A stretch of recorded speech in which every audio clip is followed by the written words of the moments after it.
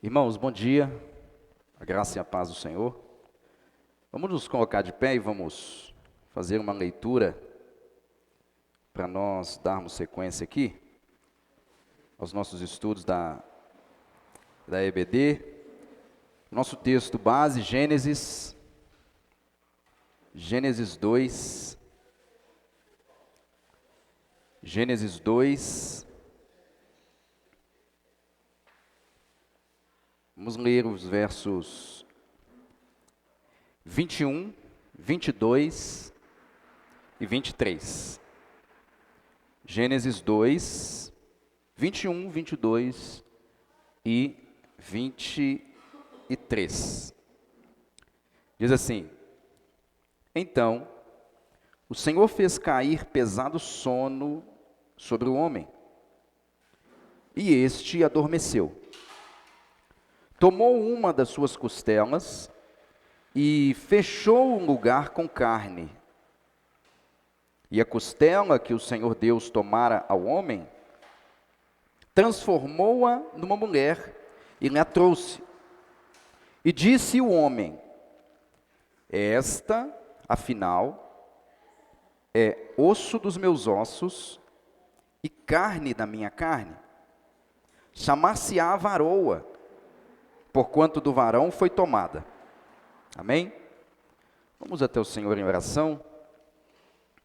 Pai amado, nós estamos aqui reunidos mais uma vez em sua presença. E o nosso objetivo único é louvar ao seu santo nome.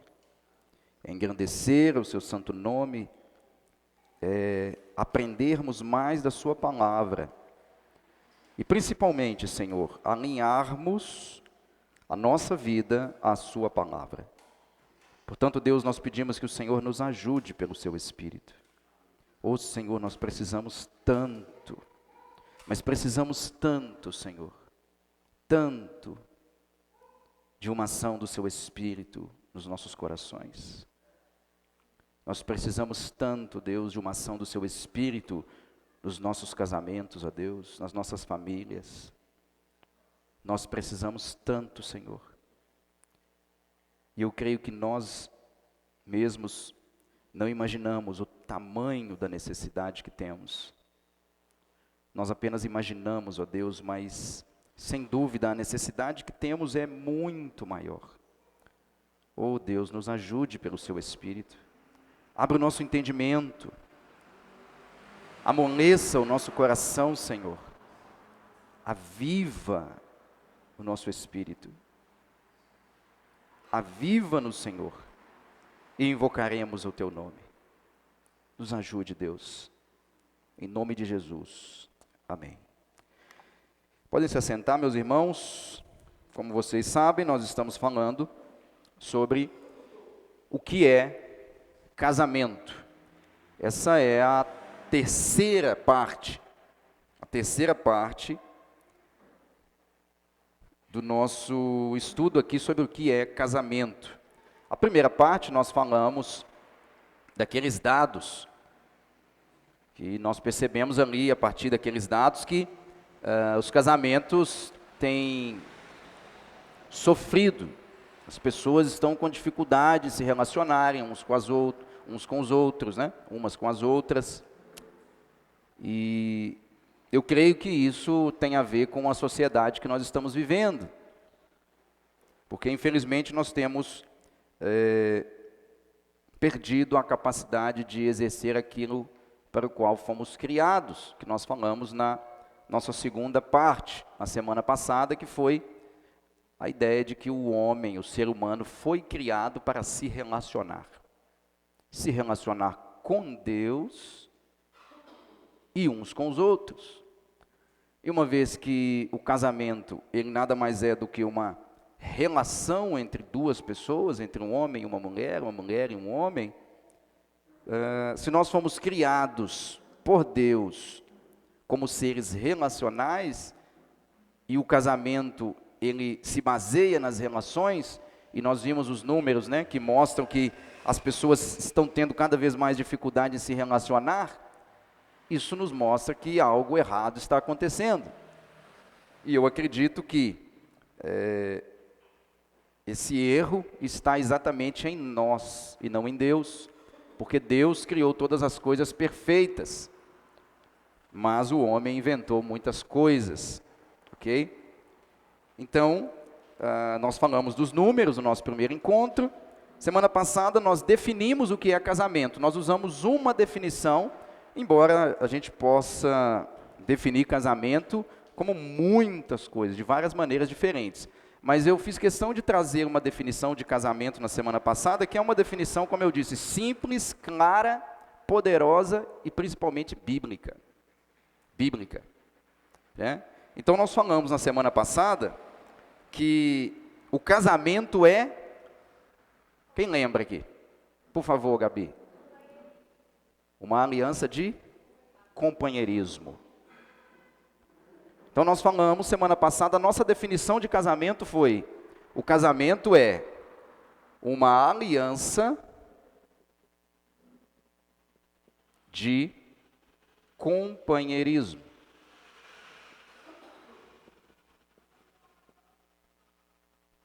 Casamento é uma aliança de companheirismo. Ok? Interessante, estava refletindo ontem, quando a gente vê aqueles números, né, nas mídias de mulheres que são assassinadas por questões de relacionamento, né? E aí a mídia sempre coloca aquela questão assim que, não só a mídia, mas os dados mostram que a grande maioria dos crimes passionais são cometidos pelo próprio companheiro, entre aspas, né? Na verdade, não sei se a palavra companheiro cabe aí. Porque se casamento é uma aliança de companheirismo, companheirismo ou companheiro, jamais vai cometer aquilo que a mídia tem trazido aí, ok? Então isso nós falamos na semana passada, eu espero que fique claro essa definição de casamento. O casamento é uma aliança de companheirismo. Escreve isso aí na sua Bíblia. Casamento é uma aliança de companheirismo, ok? Hoje, eu quero falar a respeito da mulher.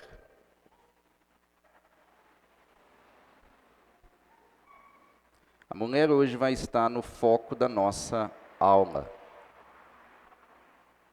Ok? E a mulher vai estar no foco da nossa aula. E eu quero chamar a atenção aqui, primeiramente, das irmãs. Você está no foco dessa aula hoje, ok?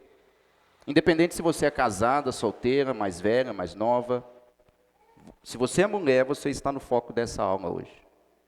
Ok? Por favor. Mas o fato da mulher ser o foco dessa aula de hoje, não faz com que os homens não estejam inseridos nesse foco, ok?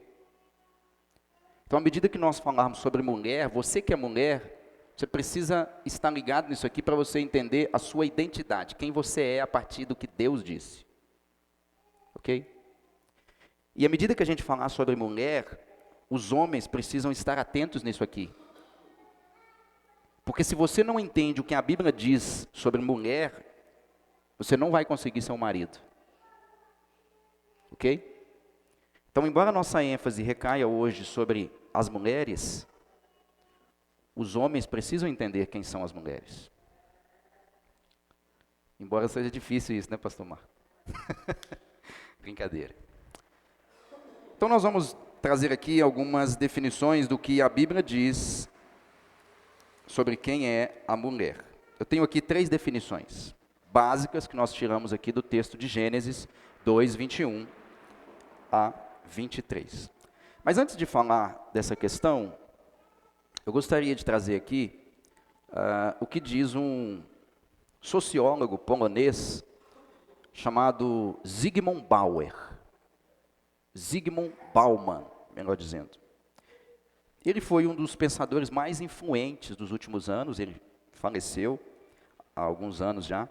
Mas o Zygmunt Bauer, ele tem vários livros onde ele faz uma reflexão a respeito da sociedade. E tem um livro dele que o título do livro é Vida para Consumo. vida para consumo. E nesse livro, o Bauman, ele traz a ideia de que nós vivemos em uma sociedade em que as pessoas se tornaram um produto. As pessoas se tornaram um produto. E pelo fato delas terem se tornado um produto, elas acabam o quê? Tendo a necessidade de serem compradas. E o fato delas terem a necessidade de serem compradas, elas acabam tendo que construir nelas mesmas certas qualidades que fazem com que elas sejam atrativas para o consumo. Então é mais ou menos o seguinte que o Bauman diz. Antigamente, se comprava a mão de obra. A proposta do capitalismo é comprar a mão de obra do ser humano. Então, por exemplo, se eu sou um vendedor, uma empresa me contrata e ela me paga pelo trabalho que eu exerço. Ok? Mas, antigamente, ao comprar o meu trabalho, elas não me compravam. Ok? Diferente de uma mercadoria. Quando as pessoas vão ao comércio, você compra uma mercadoria e você leva aquela mercadoria para sua casa. Ela te pertence. Então o Bauman vai dizer o seguinte, que hoje em dia, as pessoas não apenas pagam o salário, compram a mão de obra, mas elas também compram as pessoas. Vamos tentar entender isso, como que isso é fundamental para a gente captar essa ideia do Bauman, que ela faz muito sentido.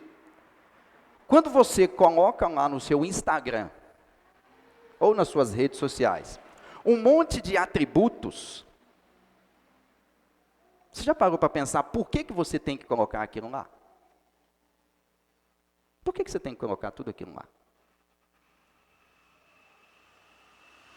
Por que você tem que postar cada vez mais? Já parou para pensar?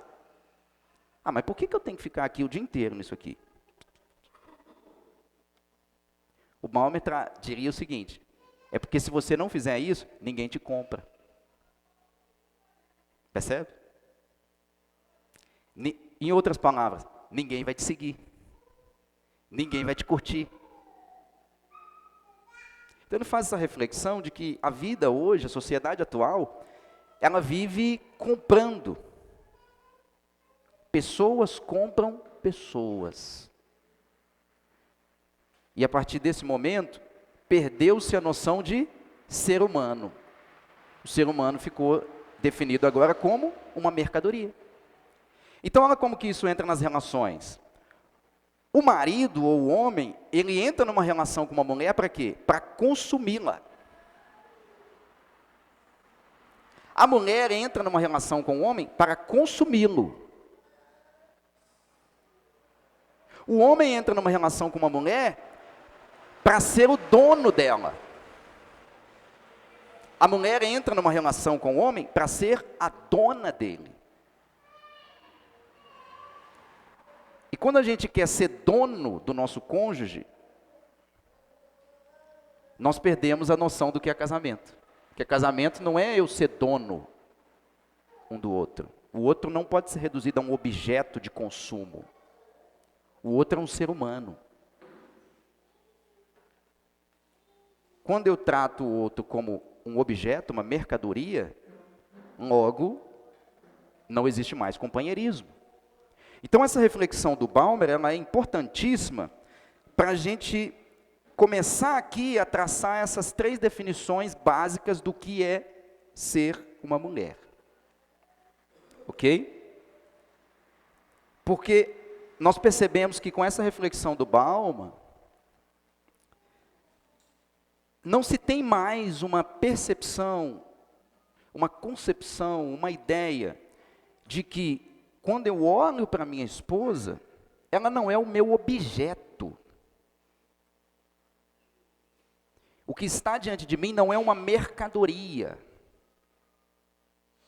Que se não atender a demanda que eu quis, eu descarto, eu troco. troco, eu violento, eu abuso. Não. O que a Bíblia vai nos dizer a respeito das mulheres é fundamental, como eu disse, não somente para as mulheres, para que vocês, irmãs, entendam que vocês não são um objeto e uma mercadoria. Vocês não podem deixar e permitir que a sociedade tratem vocês dessa maneira. Porque, infelizmente, é o que a sociedade tem feito.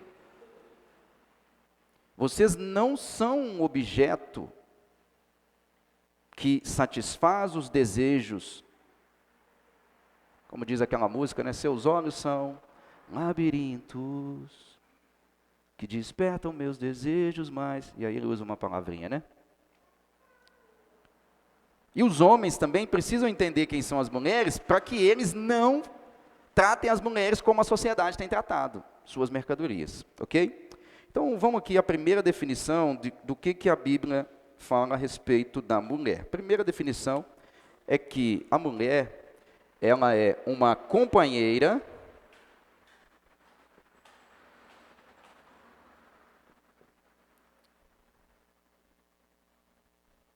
especial. A mulher é uma companheira especial. Primeira definição que a Bíblia dá a respeito das mulheres é que a mulher é uma companheira especial. Repare que eu dei uma ênfase aqui no especial, ok? Por favor. Ela não é apenas uma companheira, mas ela é a companheira, entende? Deus criou a mulher como uma companheira especial. Ela é a companheira. Não é uma companheira qualquer, é a companheira. E se você ler comigo ali Gênesis 2:21, vai lá comigo no Gênesis 2:21, mantenha aí o seu texto aberto. Vai dizer aí: então o Senhor Deus fez cair pesado sono sobre o homem, e este adormeceu. Tomou uma das costelas e fechou o lugar com carne. O verso 21 mostra essa companheira especial em qual sentido? Porque se a gente for olhar aí, primeiro, a ideia da costela, a costela, né, ela é uma das partes básicas da estrutura do corpo humano. Ok? Ela é uma das partes fundamentais para manter o esqueleto humano de pé. Ok? Então a gente já começa a perceber aqui que quando o texto bíblico diz que Deus fez o homem cair num sono profundo e ele tirou uma das costelas do homem, você já percebe a ideia aqui de que Deus tirou do homem algo que é básico, algo que dá a ele a estrutura, algo que sustenta. Então aqui você já vê que a mulher não pode ser apenas uma companheira, ela é algo especial. Ok? E ela é algo especial não somente porque ela é feita, ela é tomada da estrutura básica do homem, mas ela é da mesma substância. A mesma substância, ou seja, se a gente fizer um contraste com o que nós falamos anteriormente, você vai ver que o texto anterior, Deus, depois que criou os animais, Ele traz os animais para o homem, não é isso? E se a gente perceber um detalhe, o homem e os animais foram criados de quê? Quem pode me falar? De onde? De onde ali? O homem e os animais. Deus usou o que para criar? Pó da terra. Pó da terra, Jacques. Foi isso que Deus usou para criar os animais e os homens, correto? Tem certeza? Certeza?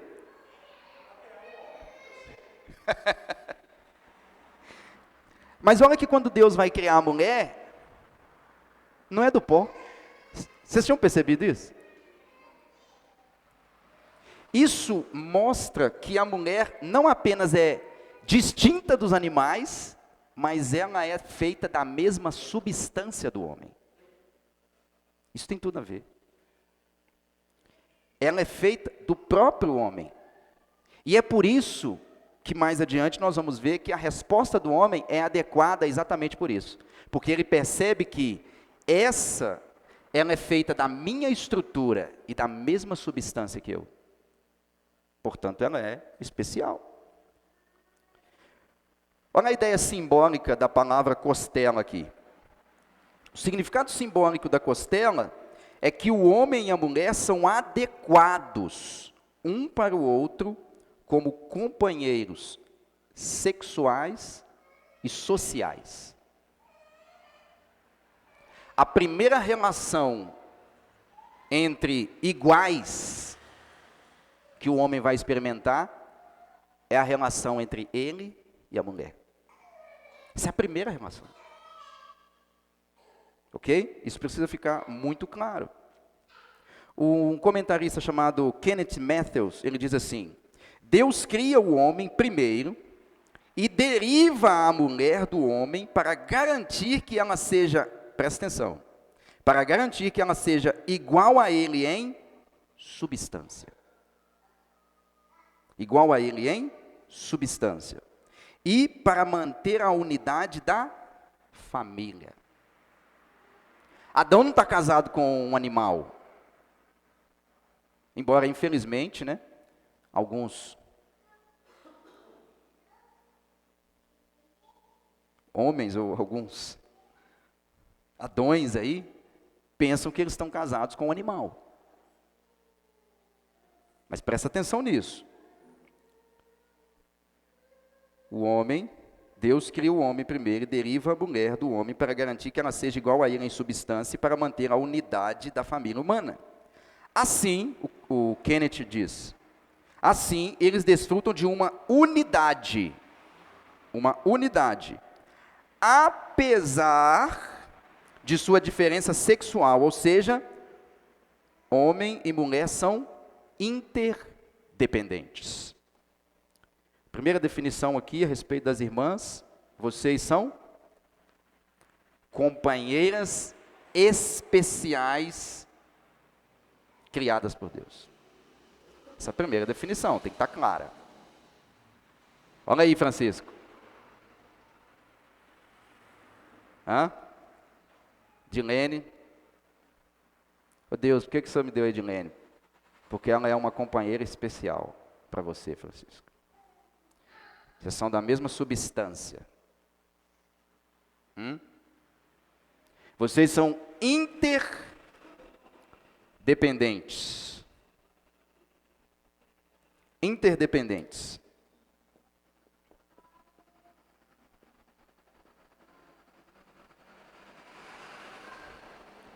Veja como que o mundo sempre foi e sempre será o oposto daquilo que Deus estabeleceu.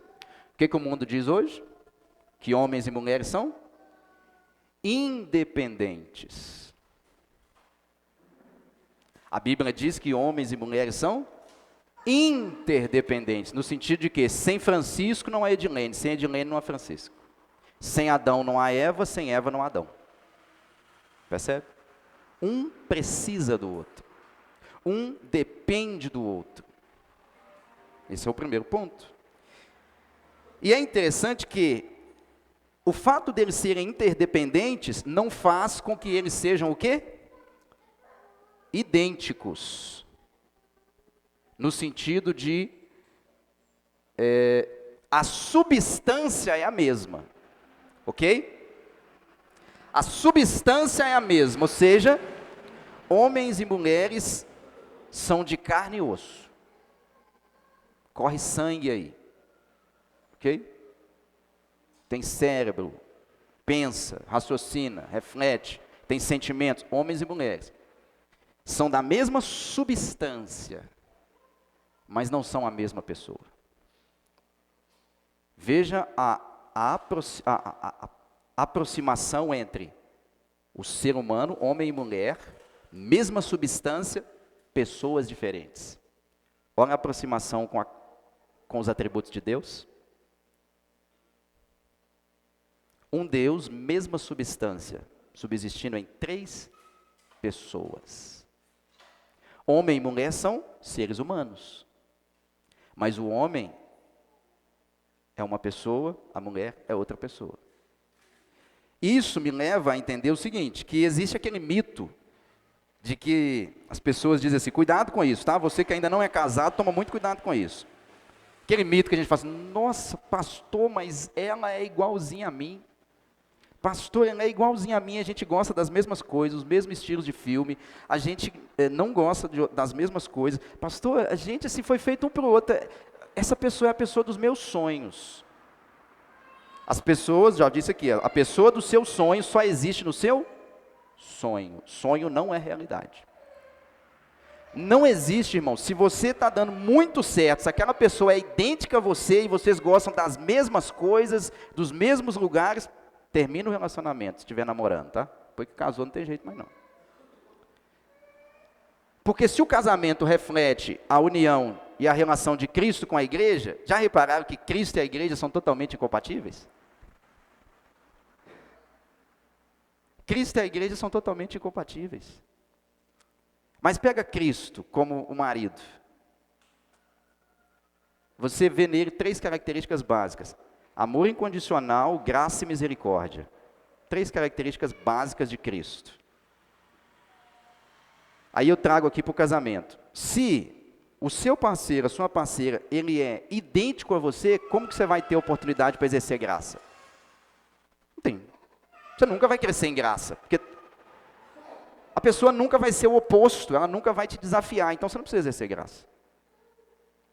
Se ela for idêntica a você, nunca trouxer nenhum tipo de questões diferentes, de opiniões diferentes, como que você vai exercer misericórdia?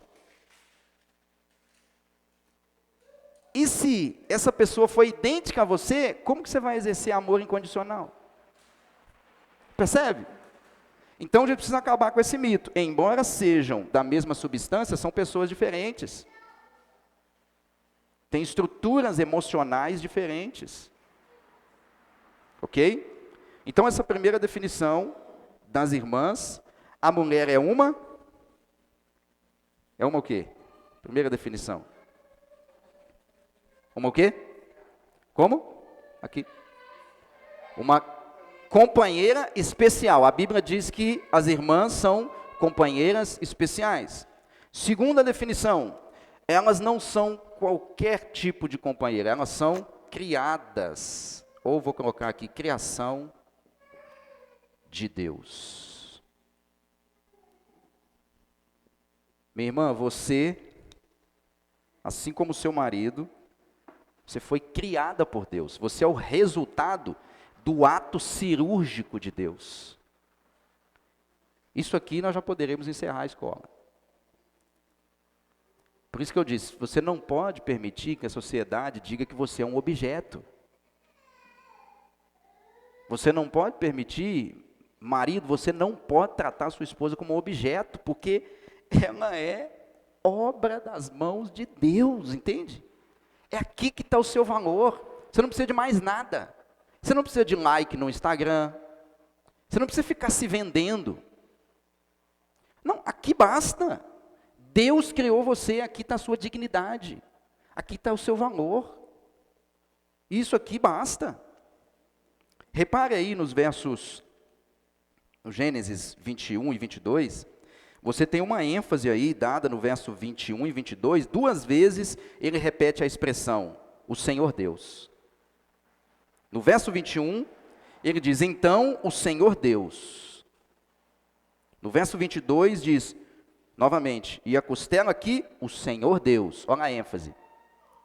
A ênfase no ato de Deus ao criar a mulher. Ok? E veja aí que o Senhor Deus, ele trabalha aí 4 atos que o Senhor Deus fez que envolve a criação da mulher. A primeira, ele fez cair pesado sono sobre o homem.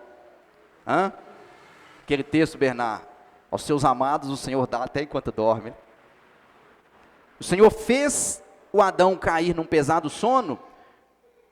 Qual foi o objetivo aqui? A ideia aqui é que quando Deus apresentasse a mulher para o homem, ele de fato entendesse que aquilo é um presente de Deus para ele.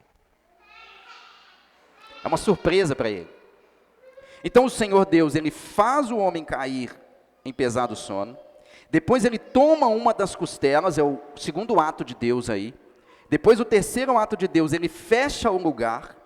E depois o quarto ato de Deus, ele transforma a costela numa mulher. Veja que é Deus quem está fazendo todas as coisas. É Deus, é Deus. Deus está envolvido na criação das mulheres. E isso mostra que homens e mulheres, como criaturas de Deus, partilham do mesmo valor e da mesma dignidade. Portanto, merecem o respeito um do outro, como seres criados à imagem e semelhança de Deus. Então essa história de que a Bíblia é patriarcal, é machista, porque o cristianismo oprime as mulheres, irmãos, desculpe, eu estou tentando fazer uma leitura sincera do texto, mas eu não vejo isso no texto bíblico. Eu não estou vendo isso aqui. Quando Deus se revela envolvido no ato criativo do homem e da mulher, eu vejo isso aqui como Deus mesmo dizendo, olha, isso aqui é a imagem e semelhança minha. Adão, você e ela são a minha imagem, a minha semelhança. Vocês são o quê? O resultado das minhas mãos. Então, as irmãs são criação de Deus.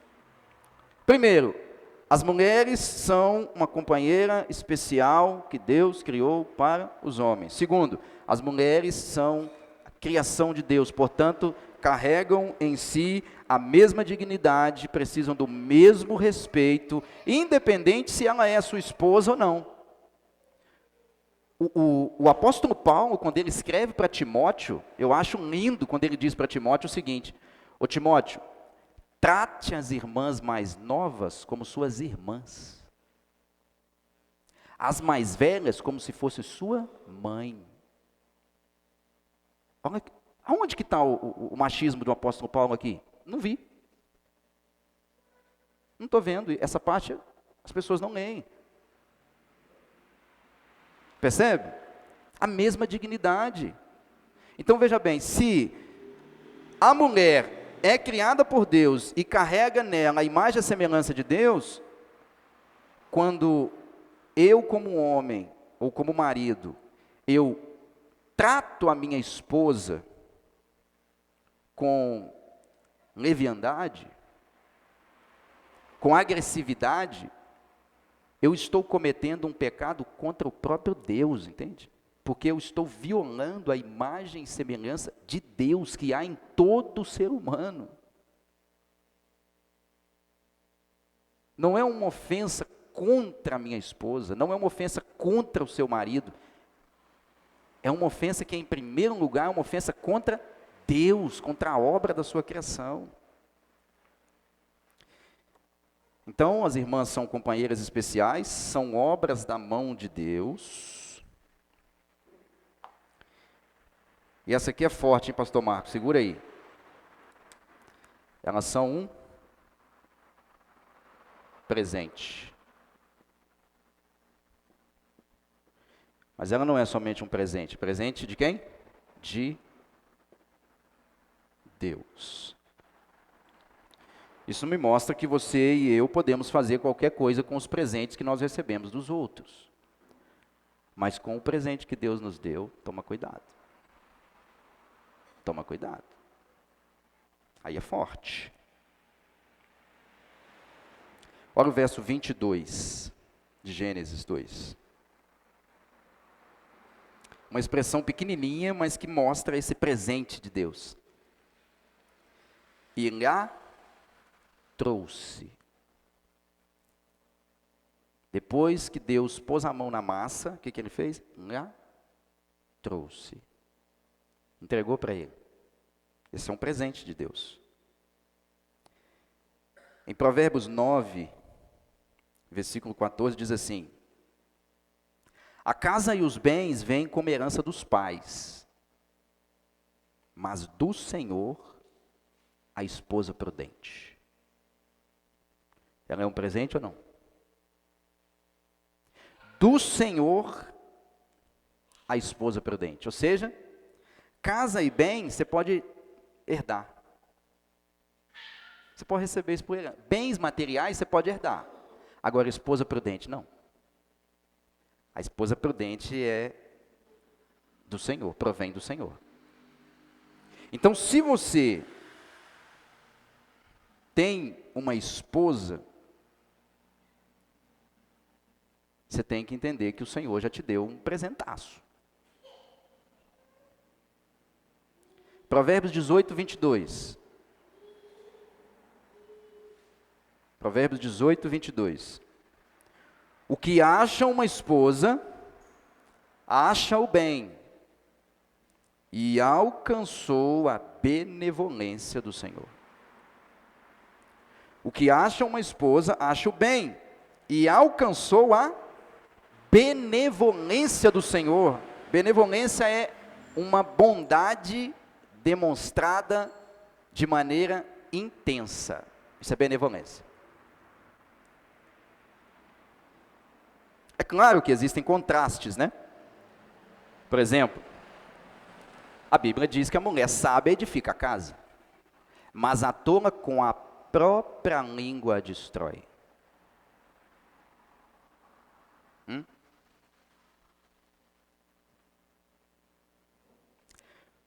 O Senhor apresenta um projeto para Adão.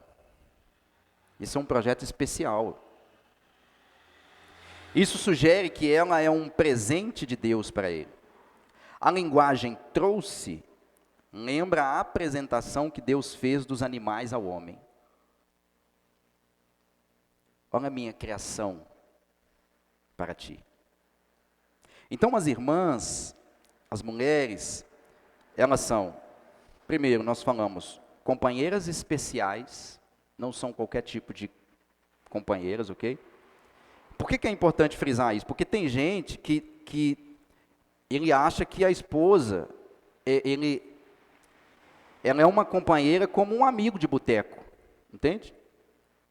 Ele pode falar com ela de qualquer maneira, brincar com ela de qualquer maneira. Ele não consegue fazer essa distinção.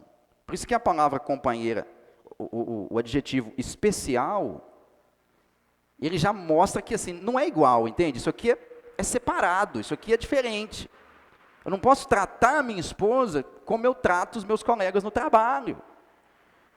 Não posso fazer isso. Os gracejos, eu não posso fazer isso. Aqui é uma companheira especial. E pior ainda, ela não é somente uma companheira especial.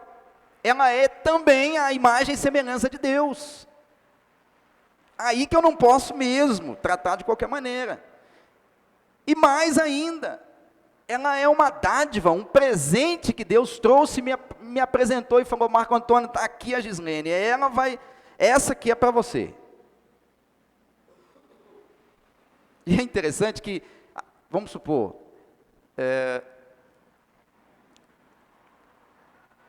às vezes a gente conhece as pessoas, você vai no aniversário de alguém, é um amigo de longa data, obviamente você sabe o que ele gosta, pelo menos algumas preferências você tem, não é isso? Você vai comprar um presente que não tem nada a ver com aquela pessoa? Quem faria isso? A não ser que fosse uma pegadinha. Acho que ninguém faria isso em sã consciência. Você não entrega um presente que não atenda às necessidades daquele que vai recebê-lo, ok? Com isso, nós podemos aprender o seguinte, que se Deus te deu essa mulher, meu irmão, é porque é ela que vai atender as suas expectativas. Porque Deus conhece você, entende? Principalmente as suas falhas. Se tem algo que nós homens temos que aprender, é que as mulheres têm umas sutilezas para enxergar coisas que nós não conseguimos enxergar. É mais ou menos como mãe. Menino, leva blusa de frio. Você, não, mãe, vai fazer calor. Pode ter certeza que você vai passar um frio lascado. Então, a importância da gente entender que Deus, pastor Marco, te deu a Gislene. Não foi a Maria, nem a Joana, nem... Deus te deu, Bernardo, a Ana. Deus me deu a Bárbara. É por isso que... Não, vou deixar essa parte para depois. É por isso que nós vamos ver, só uma pincelada. Que o casamento é mono.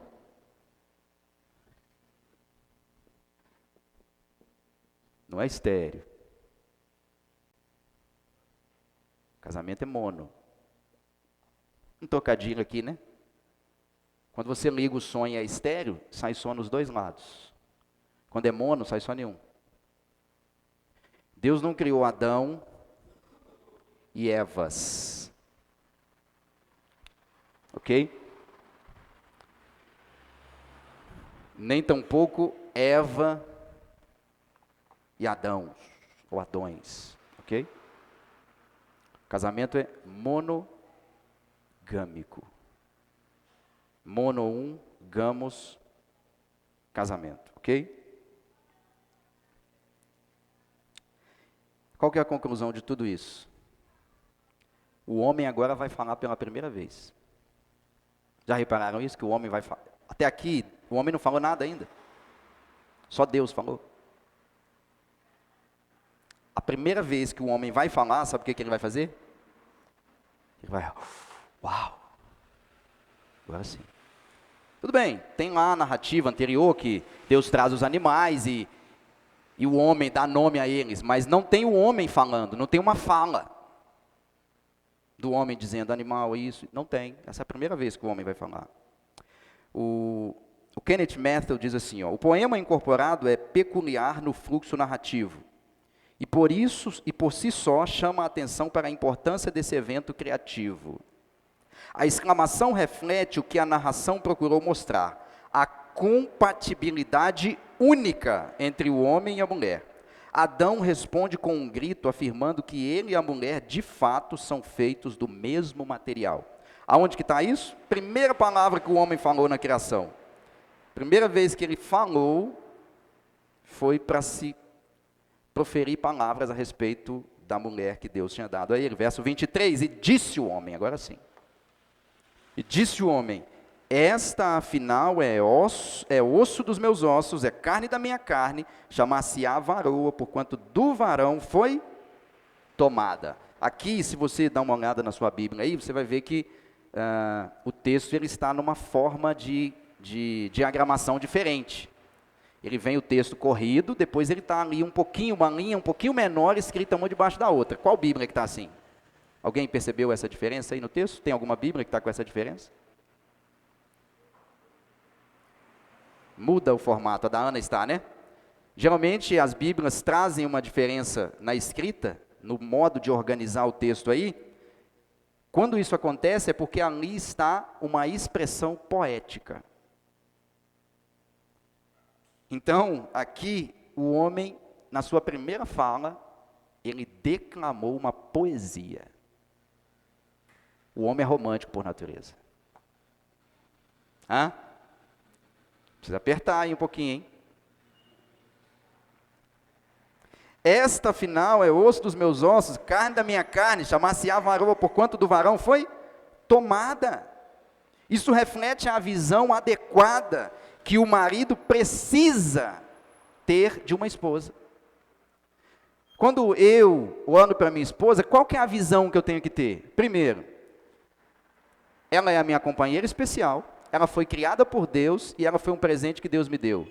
Portanto, ela é carne da minha carne, osso dos meus ossos. Essa é a visão adequada que eu e você precisamos ter a respeito das nossas esposas. Nós não podemos perder isso de mente. Porque se a gente perde isso de mente, acabou o casamento, irmãos. E é por isso que a gente está vivendo a tragédia que nós estamos percebendo nos nossos dias. Cada vez mais as pessoas se separando. Por quê? Porque as pessoas não sabem o que é casamento. Não sabem mais quem são um e o outro. O homem não sabe quem é a mulher não sabe quem é o homem. Portanto, estão vivendo como animais.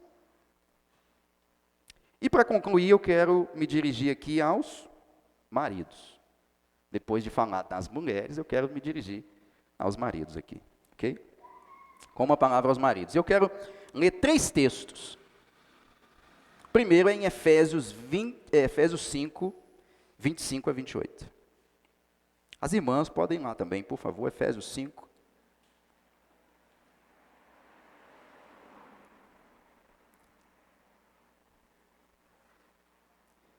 Efésios 5, 25. Efésios 5, 25.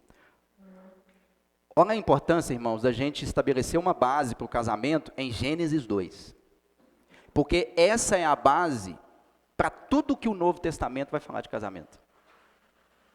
O apóstolo Paulo, principalmente, vai beber muito em Gênesis 2, quando ele falar de homem e mulher. Para ele falar de homem e mulher. Olha aí, Efésios 5:25. Maridos, pastor, mas eu não sou casado ainda, então isso aqui não serve para mim? Serve, porque se você é homem, um dia você vai casar, se essa for a vontade do Senhor para você, isso aqui vai servir para você, ok? Maridos, amai vossa mulher. Primeiro destaque que eu quero dar aí, marca aí, homem, na sua Bíblia, marca aí, por favor, amai. Amai aí é um mandamento, está no imperativo. Isso é uma ordem, ok? Se você não ama a sua esposa, você está em pecado, você está quebrando esse mandamento. Isso aqui é um mandamento. Amai vossa mulher. Segundo ponto aí para nós homens, amai vossa mulher, não as vossas mulheres, ok? Presta atenção nisso. Singular e não plural. Mas como? Qual que é o exemplo? Qual é o modelo de amor que você tem que ter para amar a sua esposa? O modelo é como também Cristo amou a igreja. Olha o mistério. Paulo está comparando o casamento com a relação de Cristo com a igreja. Como também Cristo amou a igreja. E aí agora, como que Cristo amou a igreja? Como que Cristo demonstrou um amor pela igreja? Qual foi a atitude? Veja, não foi sentimento. Qual atitude Cristo teve para demonstrar que ele amava a igreja? Continua o verso 25. E a si mesmo se entregou por ela. A si mesmo se entregou por ela. Veja que aqui está uma entrega, está contida a ideia de uma entrega, cuidado, respeito, proteção. Aqui está. Qual foi o objetivo dessa entrega? Olha que coisa linda isso aqui.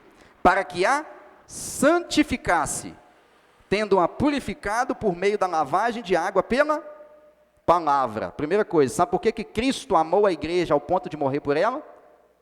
Porque ele entendeu que quando eu me entrego pela minha esposa, quando eu me dou pela minha esposa como um ato de amor, eu estou plantando na minha própria vida.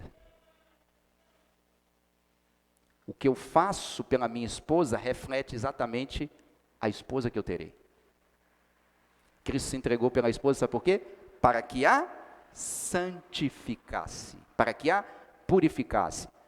Meus irmãos, aquilo que nós fazemos com as nossas esposas e por as nossas esposas, reflete o tipo de esposa que nós teremos.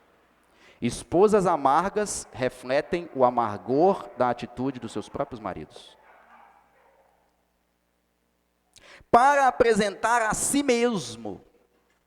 Ele ama a igreja, se entrega por ela para santificá-la, purificá-la e para apresentar ela a si mesma. Igreja gloriosa, sem mácula, nem ruga, nem coisa semelhante, porém santa e sem defeito. Veja o que Paulo está dizendo. Aquilo que o homem faz para a esposa, reflete o tipo de esposa que ele vai ter. Verso 28.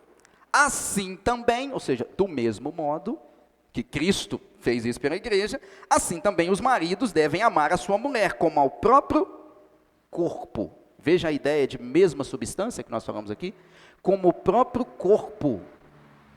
E aí eu amo o que Paulo diz aqui agora. Quem ama a esposa, a si mesmo se ama. Olha que coisa legal. Quando o Davi, que está namorando com a Ruth, respeita a Ruth, ele está demonstrando amor por ele mesmo. Eu me amo tanto, que eu não me permito tratar a minha parceira como de qualquer maneira. Percebe o processo? E aí ele diz no verso 29, porque ninguém jamais odiou a própria carne. Mesma substância.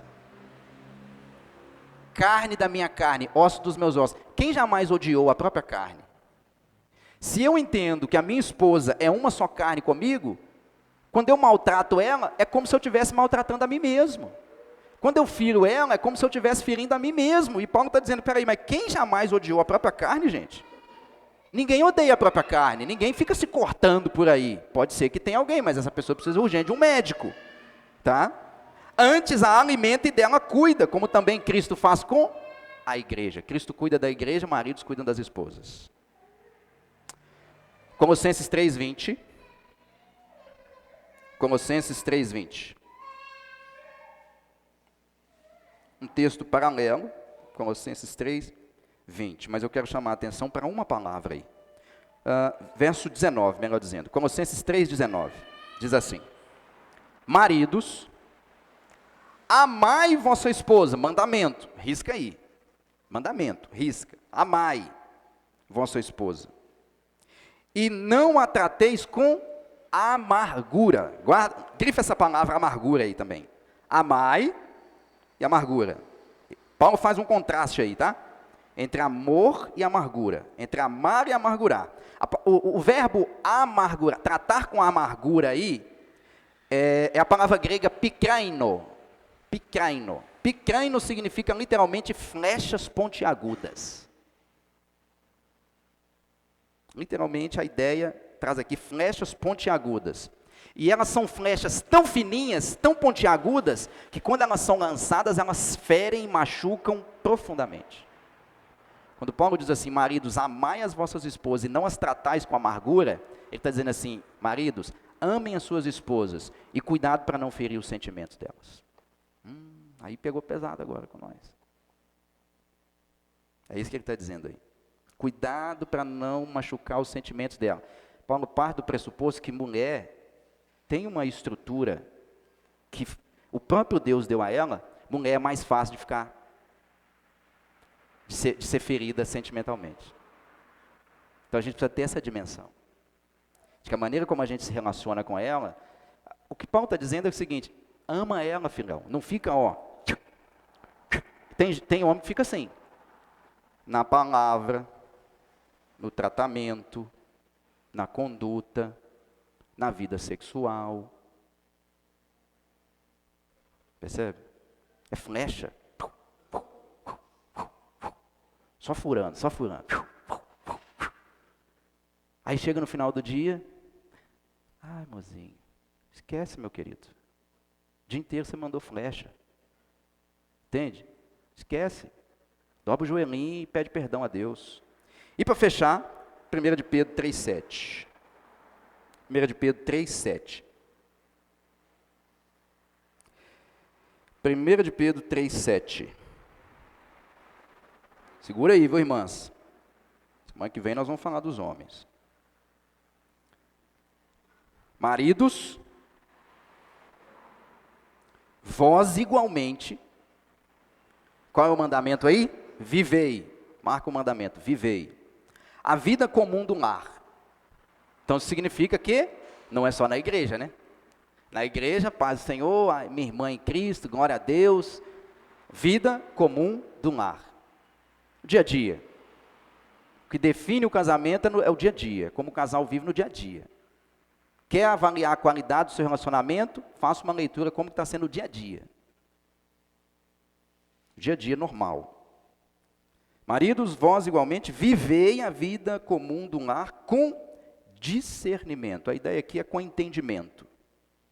O homem precisa ter uma certa sutileza, uma compreensão. Um olhar, ele tem que ter a capacidade de, com um olhar, discernir que a mulher dele não está legal. Hoje você não está legal não, né? Te conheço.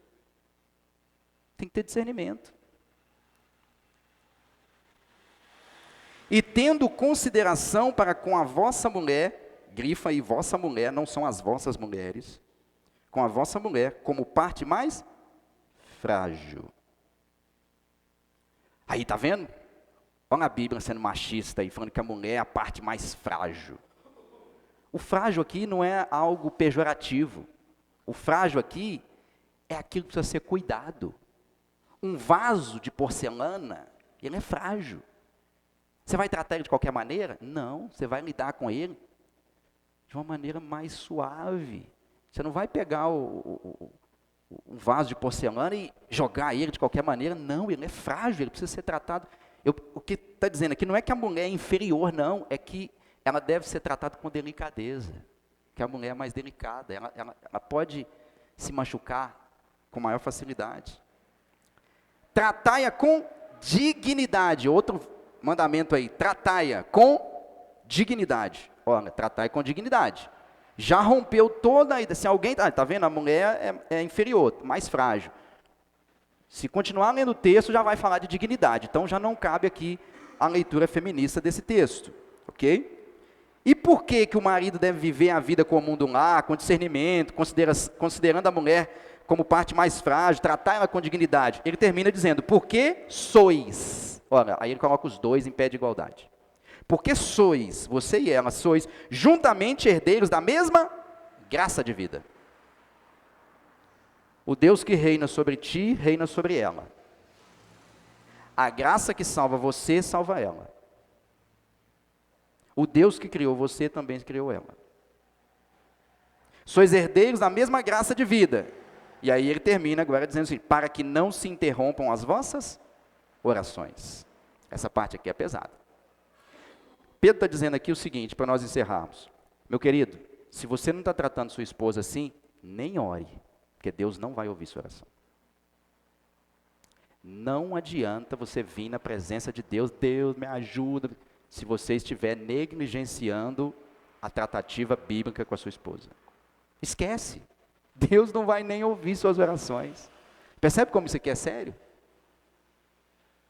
E às vezes está acontecendo, tá? Eu sou um homem de oração. Mas dentro de casa é o capeta. Ele passa 4 horas em oração. Mas a 1 horinha que ele está junto com a mulher, é o cão chupando manga. Esquece.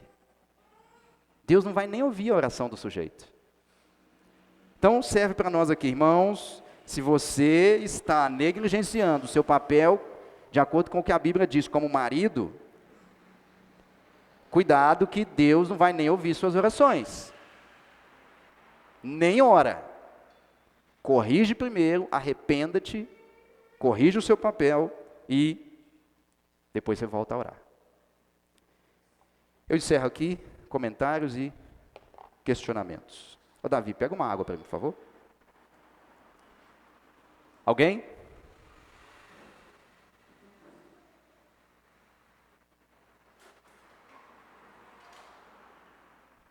Foi pesado, hein, Bernardo?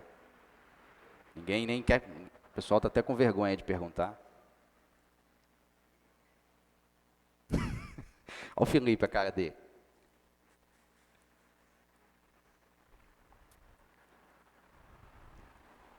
Obrigado, meu irmão.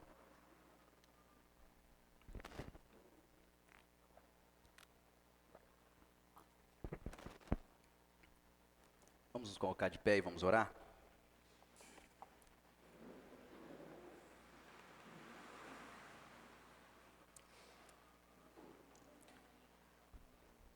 Pai amado, quero te agradecer e te engrandecer nessa manhã, porque esse de fato é um assunto que ele é tão belo, tão lindo, mas ao mesmo tempo tão assustador.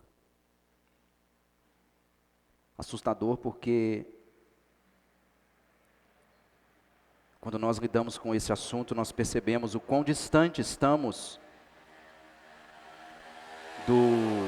do propósito do Senhor para os nossos matrimônios.